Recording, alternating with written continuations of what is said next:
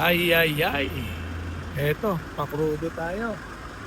133.4 pesos per liter. Ngayon yan, August tuloy. Ito pati petsa, nagilito na.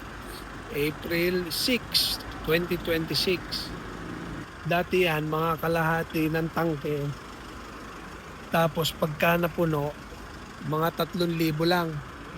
Oh, dati, mga kalahati ko, 3,000 lang yan eh. Aba, ngayon, Pinaka-last price ng mura niyan, 58. diba? Ay, ngayon, ito na oh. Oh. 47.5 liters, 6,300 pesos. Diyos ko po. Ayos na, automatic lang. Okay lang naman yan. Thank you, brother. Hanggang saan kaya aabot itong presyo ng gasolina na ito? Ay, ng crudo pala.